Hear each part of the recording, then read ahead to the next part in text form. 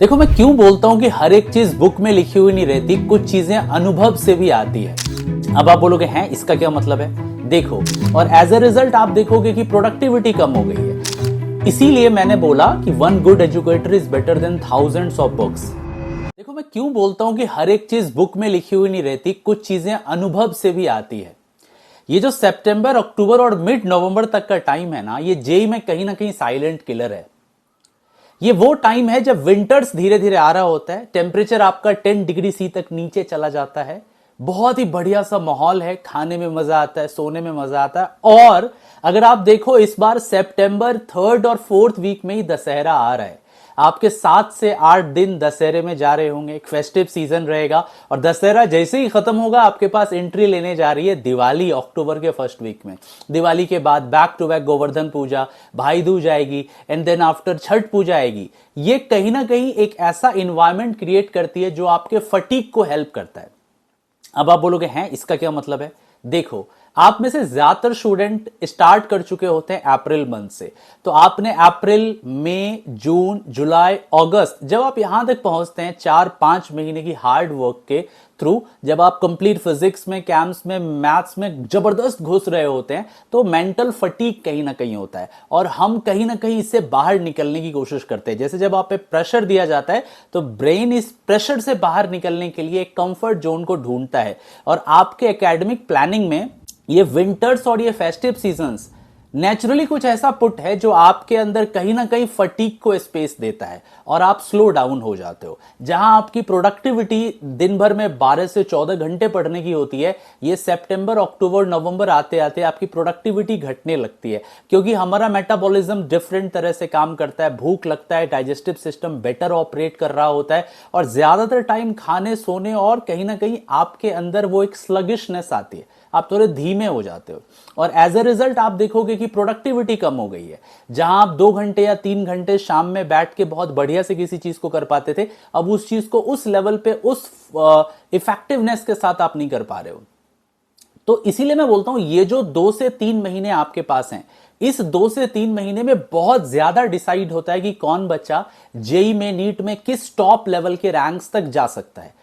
आप में से कई ऐसे स्टूडेंट्स होंगे जिनको लग रहा होगा कि फेस्टिव सीजन्स को बहुत अच्छे से एंजॉय कर लिया जाए। ये जो दिवाली आ रही है, दशहरा आ रहा है, छठ पूजा आ रहा है, कहीं ना कहीं इसमें इतने ज्यादा खो जाएं, थोड़ा दोस्तों के साथ टाइम ले लें।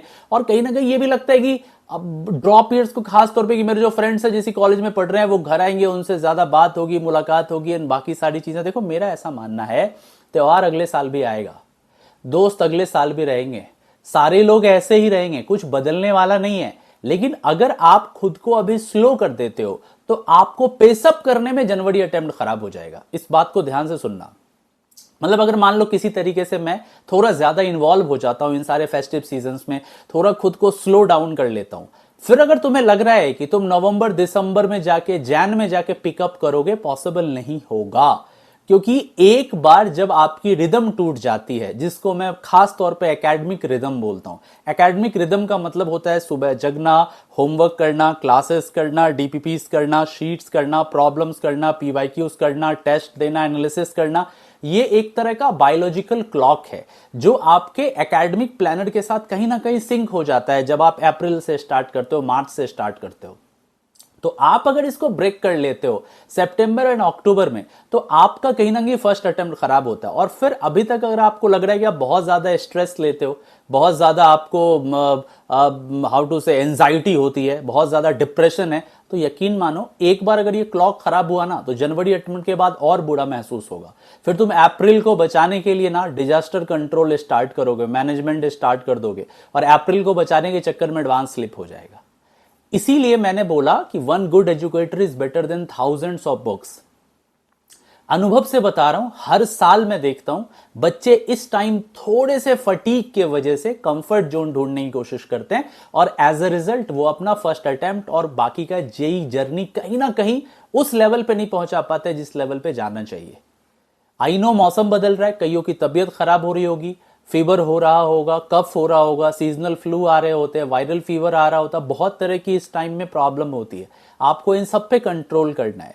मैंने एक वीडियो बनाई थी और 1 day is equal to 6666 AR, 6666 AR।